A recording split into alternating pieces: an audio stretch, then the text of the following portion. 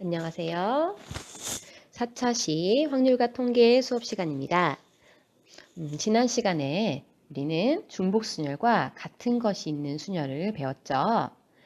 그래서 그것에 이어서 오늘은 같은 것이 있는 순열과 또 원순열 활용 문제 두 가지 풀어보려고 합니다. 그럼 전 시간 복습 좀 해볼까요? 전 시간 복습입니다. 전 시간에 중복순열, 중복을 허용해서 만든 순열을 중복순열이라고 불렀죠. 중복을 허용한다.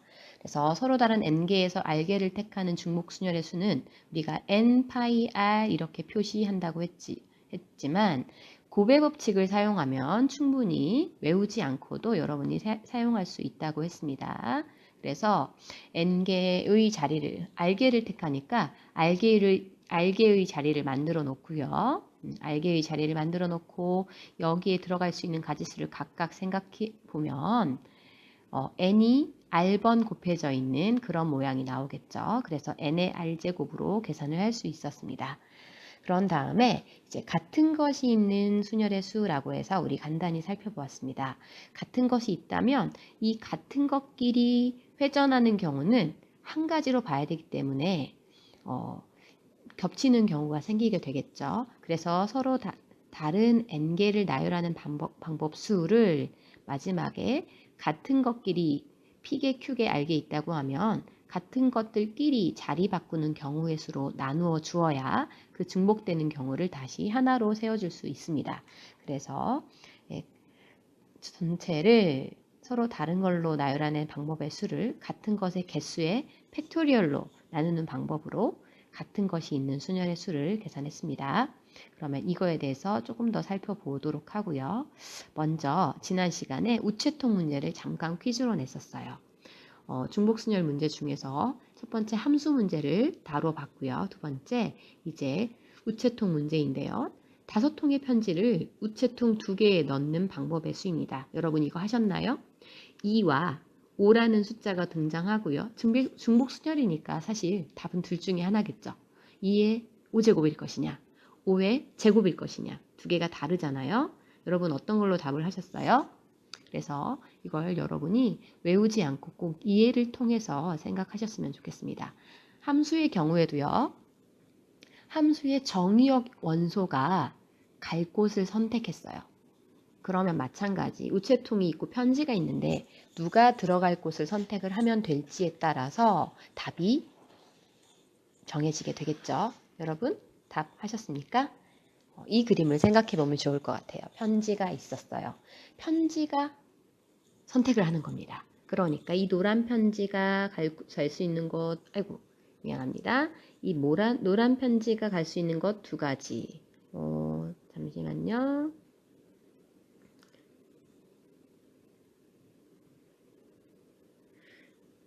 그 다음에 회색 편지가 갈 수 있는 곳 두 가지.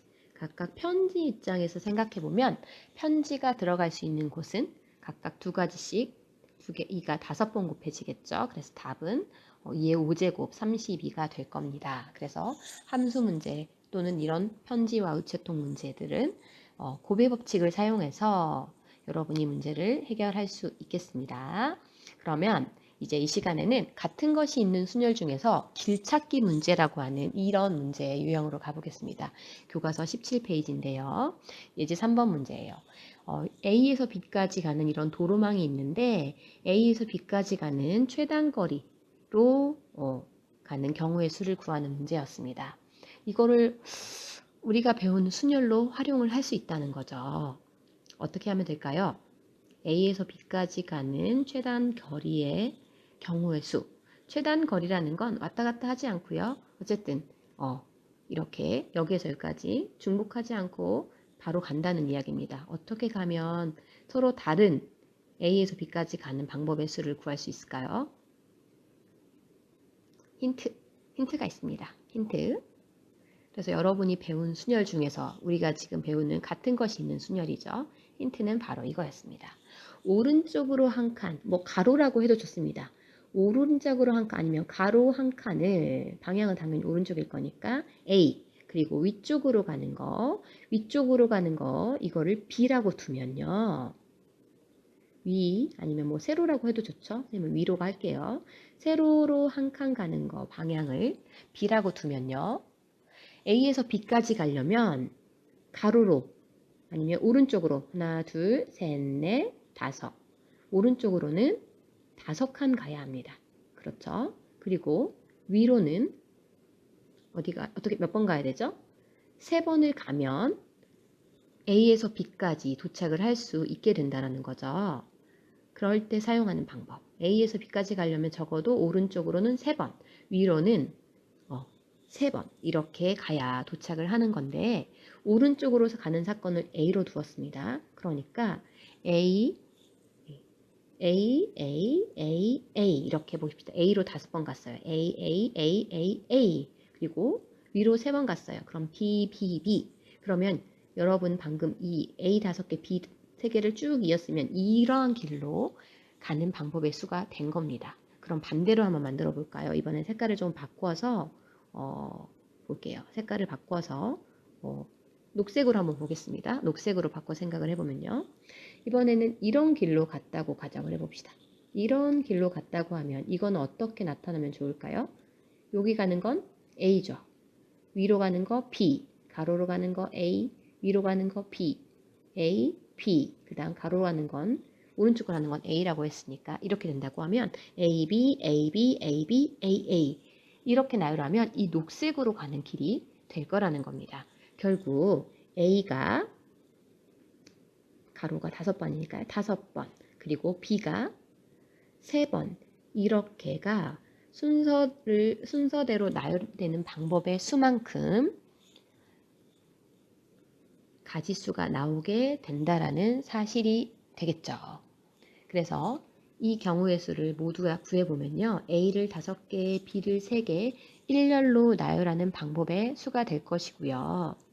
계산해보면 총 8개를 나열할 건데 그 중에 같은 거 A는 5개가 있고요. B는 3개가 있습니다. 이거 계산을 해주면 답이 나오겠네요. 8팩토리얼 중에서도 8, 7, 6 곱하기 생략해서 잠깐 쓸게요. 그리고 5, 4, 3, 1은 5팩으로 쓰겠습니다. 그 다음에 5팩은 원래 있었던 거 곱하기 3팩 이렇게 써볼게요. 그럼 약분은요. 5팩이 약분 될 거고요. 3팩은 3이 6이죠. 그러니까 6을 약분시켰을 때 8, 7에 56 이렇게 계산을 해볼 수 있다라는 거죠. 그러면 다음 문제로 한번 살펴보겠습니다. 색깔 좀 다시 바꿀게요.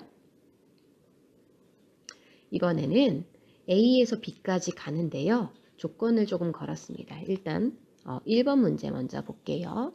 A에서 B까지 그냥 가는 최단 거리의 수는 이 경우에는 가로로는 1칸, 2칸, 3칸, 4칸, 5칸이네요. 그래서 오른쪽은 A가 되겠죠. A가 5번이 쓰일 것이고 그 다음에 위쪽인 B라고 잠깐 두겠습니다. B는 위로 하나, 둘, 셋, 4칸이겠네요. 위로는 4번 가야 되는 겁니다. 그러면 이렇게 가지기만 하면 A에서 B까지 도착을 하게 될 거니까요. 이걸 나열하는 방법의 수만큼 가지수가 나오게 될 거예요. 그래서 5, 4, 총 9번 A와 B를 나열하면 되는데요. 9개의 A가 5개 같은 것이 있고요. B는 4개 같은 것이 있죠. 이거 계산을 하면요.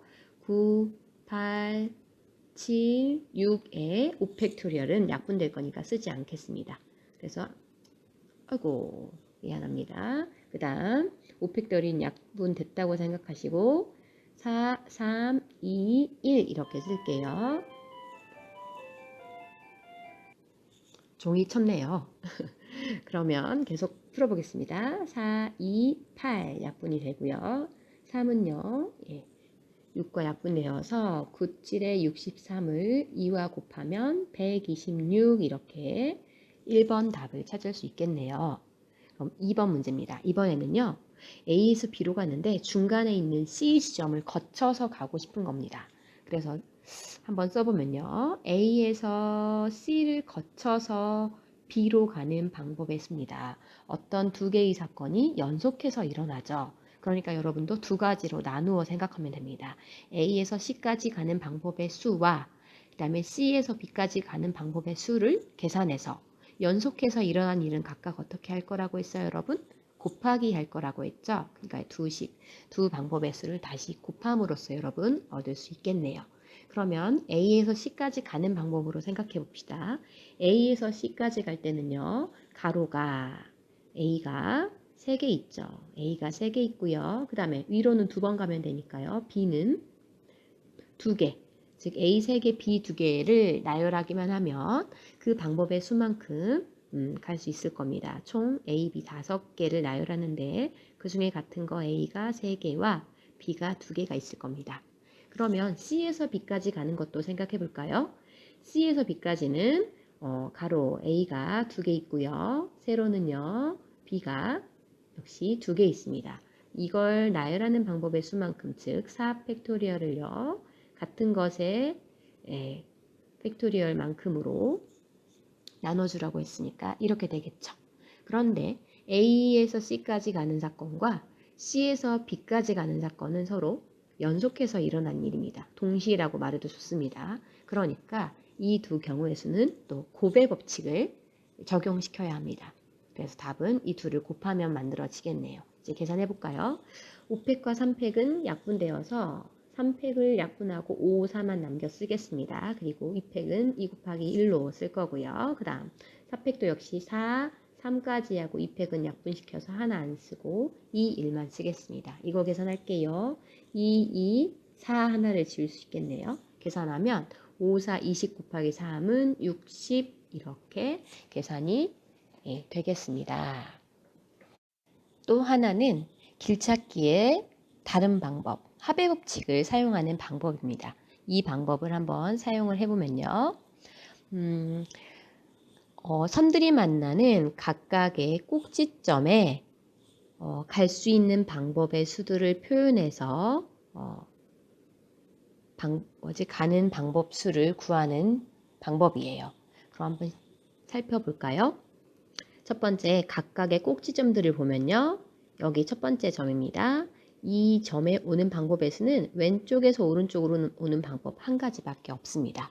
그리고 여기 점입니다. 두 번째, 이 지점에 오는 방법의 수도 역시 아래에서 위로 올라오는 방법 한 가지예요. 그런데 이 세 번째를 잘 봐주세요. 이 세 번째에 올 수 있는 경우의 수는요.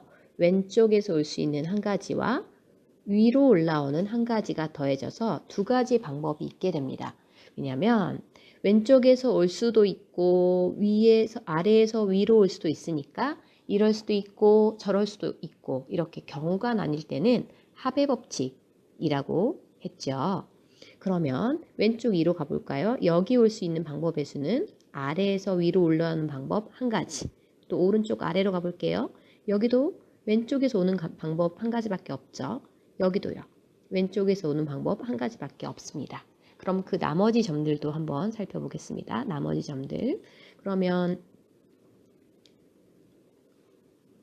여기 지점 가볼게요. 여기 지점은요. 왼쪽에서 오는 방법 한 가지와 아래에서 위로 올라오는 방법 두 가지가 더해져서 세 가지가 된 것이죠. 여기 지점으로 가볼까요? 여기서도 왼쪽에서 오는 두 가지와 위로 올라오는 한 가지가 더해져서 세 가지 이렇게 될 겁니다. 그럼 여기 지점은요. 왼쪽에서 오는 세 가지와 위로 올라오는 세 가지가 더해져서 6가지. 이 지점은요. 왼쪽에서 오는 세 가지와 아래에서 위로 올라오는 한 가지가 더해져서 4가지. 마지막입니다. B에 올 수 있는 방법에서는 왼쪽에 6가지와 위로 올라오는 4가지가 더해서 6 플러스 4는 10가지로 이렇게 계산을 할 수도 있겠네요. 우리가 앞에서 배웠던 방법으로 비교를 해보면 이것은 가로 A 3개, B 2개 이 두 개를 일렬로 나열하는 방법의 수니까요. 총 5개를 나열하는데 같은 거 3개, 그 다음에 B 2개 있으니까 이걸 나열하는 방법의 수랑 똑같죠? 5, 4, 3팩토리얼 약분 바로 시키고요. 2팩만 나눠주면 5, 2는 10 이렇게 계산할 수 있겠죠. 똑같습니다. 그런데 이걸 갈 수 있는 방법의 수를 꼭지점에 표현해서 합의 법칙을 사용하는 방법으로도 문제를 풀 수 있겠다라는 겁니다. 그래서 한번 활용해 보셨으면 좋겠습니다. 다음은 다각형 모양의 탁자에 의자수만큼 사람들이 둘러앉는 방법의 수입니다. 2시간에 걸쳐 미리 선생님이 예고를 했었죠. 이 경우에는 원순열을 사용했을 때 어떻게 풀 수 있을까요? 어떤 차이가 있을까요? 포인트는 이것도 역시 회전이 가능하기 때문에 같은 경우의 수가 발생하게 된다라는 거예요. 그래서 교과서 18페이지에 있는 내용을 찬찬히 한번 살펴보도록 하겠습니다. 첫 번째, 직사각형 모양의 4명이 둘러앉는 경우인데요. 역시나 원순열을 푸는 두 가지 방법. 한 명을 배치한 후에 나머지를 일렬 배열하거나 아니면 전체 순열의 수를 회전해서 같은 경우의 수로 나눠 볼 건데요. 여기에서 한 명을 배치하는 방법이 문제입니다. 이 한 명을 배치할 때요. 직사각형이기 때문에 긴 변과 짧은 변이 구분이 되죠. 그래서 여기에서는 한 명을 배치하는 그 경우의 수가 긴 변에 앉는 경우, 짧은 변에 앉는 경우 이렇게 두 가지가 될 수 있다는 거예요. 그리고 그 나머지는요. 이제 이 사람을 기준으로 해서 이 사람의 뭐 오른쪽 첫 번째, 두 번째, 세 번째 이렇게 구분을 할 수 있으니까 이 나머지는 그냥 일렬 배열해 주면 되겠습니다. 이렇게 생각해 볼 수도 있고요. 두 번째는 전체 순열의 수를 회전해서 같은 경우의 수. 이게 일반적인 방법이었죠. 이거는요. 원래 전체 순열의 수가 4 팩토리얼이에요. 이것을 회전해서 같은 경우의 수로 나누는 겁니다. 이 아이를 회전을 시켜보면 이렇게 회전이 될 건데 이 중에 분명히 같은 경우의 수가 나온다라는 거죠. 그래서 그림을 보면요. 만약에 1, 2, 3, 4를 앉혀본다고 생각해 봅시다. 그럼 1, 2, 3, 4 아니면 여기 앉았을 때 이 똑같은 1, 2, 3, 4라도요. 요렇게 네 가지로 일단은 서로 다른 것처럼 보이게 할 수 있으나 이 안에서 분명히 같은 경우가 발생한다라는 거죠. 어떻게 되겠죠? 요 그림하고 같은 경우 여러분 있죠? 어디에 있어요? 그쵸? 여기 아래 요쪽 이게 바로 같은 그림이 될 거예요. 만약에 그 오른쪽 그림은요. 이 그림은요. 여기가 같은 그림이 될 거예요. 그러니까 각각의 경우당 같은 것이 몇 가지씩 존재하게 될까요? 그죠? 두 가지씩 존재하게 돼요. 그러니까 식을 두 번째 방법으로 하면 2로 나누면 될 거고요. 이걸 조금 정리해보면 4팩토리얼을 풀어서 써봅시다. 4팩토리얼은요. 4 곱하기 3 팩토리얼 이렇게 쓸 수 있죠. 그것을 2로 나누었을 때 2와 4가 약분되어서 2 곱하기 3 팩토리얼 이렇게 쓰면 이 윗부분이랑 같은 수가 나오게 될 겁니다.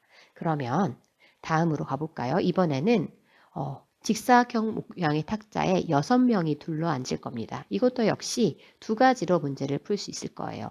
한 명을 배치한 후에 나머지를 일렬 배열하는 방법.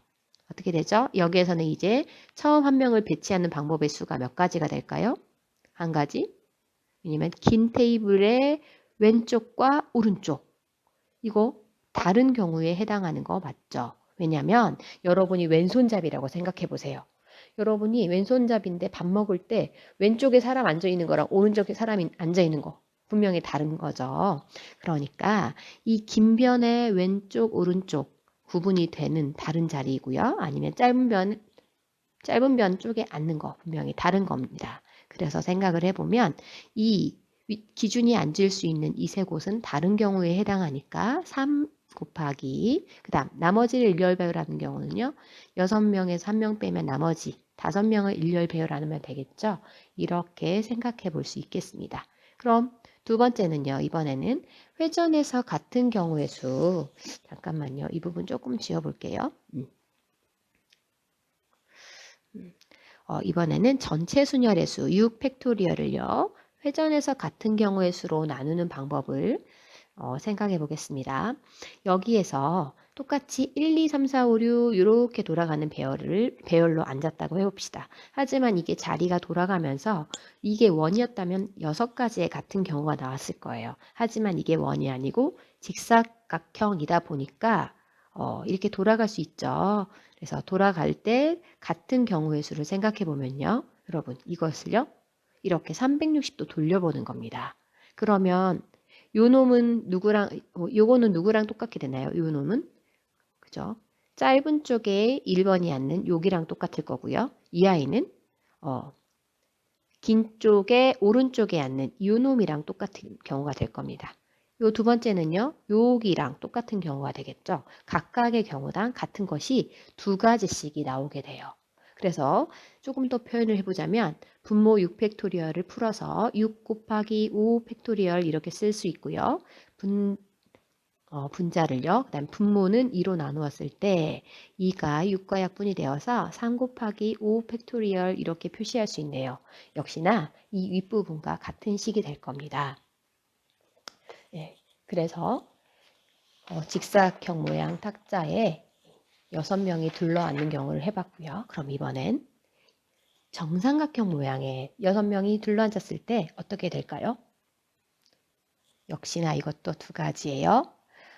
한 명 배치 후에 나머지를 일렬 배열하는 방법은 이 경우에는요. 세 변이 모두 딱 똑같기 때문에 긴 변, 짧은 변이 없어요. 하지만 이 한 변의 오른쪽과 왼쪽 이건 분명히 구분이 되는 경우죠. 그래서 한 명을 배치하는데 이 테이블의 왼쪽에 앉을 것이냐 오른쪽에 앉을 것이냐 그 두 가지를 다른 걸로 보게 될 것이고 그럼 나머지를 일렬 배열하는 방법은요. 5 팩토리얼 이렇게 쓸 수 있겠죠. 그런 다음 두 번째 방법으로 만약에 전체 순열의 수 6 팩토리얼이네요. 얘를 회전해서 같은 경우의 수로 나눈다고 가정을 해봅시다. 그러면 이 1, 2, 3, 4, 5, 6이라는 이 순번을 이 기준을 옮겨가면서 표시를 해보는 겁니다. 얘가 돌렸을 때 같은 경우의 수면 얘를 또 한 칸 얘를 이쪽으로 시계 방향으로 이동하면 이렇게 이렇게 다 지금 표시를 해볼 수 있겠죠. 이 6가지 경우 중에서 같은 경우 몇 가지가 있나요? 그죠?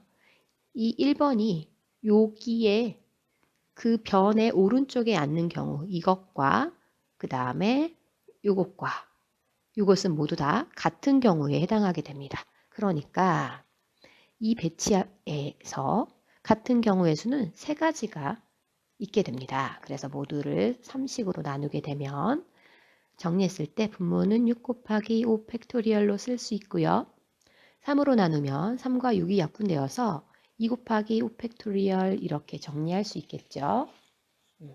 그러면 이제 정사각형도 간단히 여러분이 해결해 볼 수 있을 겁니다. 여기서도 모든 변이 똑같기 때문에 한 명을 배치하는 방법이 이렇게 두 가지가 되겠죠. 그리고 나머지를 일렬 배열하는 방법 7 팩토리얼 이렇게 했을 거라 믿고요. 돌릴 수 있으니까 이번에는 전체 회전의 경우의 수를 생각해 보면 8 팩토리얼에서 회전해서 같은 경우의 수 이거 몇 개 나올까요? 90도씩 돌려가면 같은 경우가 90도씩 4번 돌렸을 때 네 가지 경우가 나올 겁니다. 그래서 8 곱하기 7 팩토리얼을 4로 나누었을 때 2 곱하기 7 팩토리얼 같은 결과를 얻을 수 있죠. 이 부분과. 그래서 원순열을 이렇게 생각할 수 있다라는 겁니다. 여러분이 이 두 가지 방법을 모두 익숙하게 잘 사용하면 좋겠지만 이게 안 된다라면 한 가지 방법이라도 확실히 이해해서 선생님은 이 방법을 주로 추천합니다. 한 가지 방법을 확실히 이해하고 자기 걸로 만들어서 다른 문제에 활용하는 연습을 꼭 해보셨으면 좋겠어요. 그래서 여러분이 정지화면으로 놓고요. 요거 비교해서 여러분이 연습 한번 꼭 해보시고요. 마지막 문제입니다. 이번에는 입체 도형을 색칠하는 문제예요. 그래서 모양 하나, 정사면체를 가지고 왔습니다. 정사면체를 가지고 왔는데 과연 이제 이 정사면체를 색칠하는 방법, 4가지 색으로 색칠하는 방법은 어떻게 될까요? 이겁니다. 정사면체도 굴릴 수 있죠. 굴리다 보면 분명히 같은 경우가 나오게 될 겁니다. 그래서 이것도 우리가 배웠던 고정하는 방법으로 해볼 건데요. 지금은 옆면이나 밑면 이런 구분이 없게 돼요. 왜냐면 굴리면 옆면이 다시 밑면이 되고 이렇게 되겠죠. 그러니까 그걸 구분하기 위해서 첫 번째 일단은 이런 방법을 하면 돼요. 한 면을 먼저 고정합니다. 주로 밑면을 고정하죠. 그런 다음에 옆면이 그렇게 했음에도 불구하고 옆면이 회전 가능하다고 하면 옆면도 원순열로 생각해서 문제를 푸는 겁니다. 그럼 볼까요? 한 면을 먼저 고정해 보겠습니다. 여기서는 삼각형 그 꼭지점들을 A, B, C 작아서 선생님이 좀 크게 써볼게요. 삼각형 ABC를 밑면으로 고정을 시킨다고 해봅시다. 그래서 이 면을 밑면이라고 생각하면 처음 한 면을 색칠하는 건 한 가지죠. 왜냐면 굴렸을 때 같은 경우에 해당하기 때문에. 그럼 ABC를 밑면으로 놨다고 해서 색칠을 합니다. 그럼 이제 옆면을 칠해야 하는데요. 중요한 건 이렇게 옆면이 회전이 가능하다는 거죠. 옆면이 회전 가능하다 보니까 ABC를 밑면에 둔 상태에서라도 이렇게 돌리면 분명히 회전했을 때 같은 경우가 또 생깁니다. 그래서 남은 세 색깔로 옆면을 색칠해야 하는데 옆면도 옆면이 회전 가능하므로 옆면도 원순열로 생각해야 돼요. 그럼 남은 세 색깔을 이 옆면에 색칠하는데 원순열로 생각해야 하니까 3-1 팩토리얼 이렇게 계산해서 문제를 풀어야 한다라는 겁니다. 그래서 이건 2 팩토리얼이 정답이에요. 이걸 두 가지를 사용해서 이렇게도 풀 수 있겠는데요. 한 면을 고정합니다. 이건 한 가지였죠.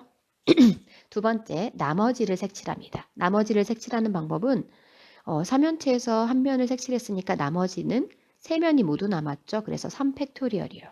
그런데 이때 회전에서 같은 경우가 생긴다면 그 경우의 수로 나눠주는 겁니다. 어떻게 하면 되죠? 밑면을 고정시켰으나 옆으로 돌렸을 때 밑면을 ABC로 유지한 채로도 옆으로 돌렸을 때 같은 경우가 세 가지가 나오니까 이렇게도 생각할 수 있겠네요. 그래서 약분하면 2팩토리얼에서 위에와 같은 경우가 된다라는 거죠. 그러면 정사면체 말고 또 뭐가 있죠? 정다면체. 여러분, 그쵸? 정육면체가 있습니다. 그래서 정육면체로도 한번 생각을 해볼까요? 방법은 아까와 비슷합니다. 정육면체는요. 역시나 아무것도 칠해져 있으면 옆면과 윗면과 이런 구분이 없게 돼요. 그런데 1번 한 명을 고정을 시킵니다. 한 명을 고정시키는데 주로 그럼 여기서도 여기 보이는 이 A, B, C, D 이걸 색칠해서 밑면으로 고정을 시키는 겁니다. 그럼 처음 한 색깔을 칠하는 건 한 가지가 되겠죠. 그런데 정육면체에서는 아랫면이 밑면이 결정이 되면 그것과 마주보는 윗면도 그럼 구분을 할 수 있겠죠. 그러니까 이제 윗면을 색칠합니다. 윗면을 색칠하는 방법 5가지겠죠. 그래서 윗면은 5가지. 그런 다음에 그럼 밑면과 윗면의 구분이 있는 상태에서 이제 옆면 4개를 색칠할 건데 중요한 건 옆면이 4개가 구분이 안 된다는 거죠. 왜냐하면 A, B, C, D를 밑면으로 고정시키더라도 또 이렇게 회전이 된다라는 거죠. 그러므로 옆면 4개는 원순열로 생각하는 겁니다. 그래서 옆면 4개를 원순열로 생각해서 칠하는 방법은 또 3팩토리얼이 될 거예요. 계산해 보면 5 곱하기 3팩토리얼 이렇게 정리를 할 수 있고요. 이걸 만약에 그냥 또 다른 방법으로 생각해 보면 한 면을 고정합니다. 이건 역시 한 가지였죠. 그래서 그 다음에 나머지를 색칠합니다. 나머지를 색칠하는 방법 5팩토리얼입니다. 그런 다음에 회전했을 때 같은 경우의 수로 나누어 줍니다. 이때 회전해서 같은 경우의 수는요.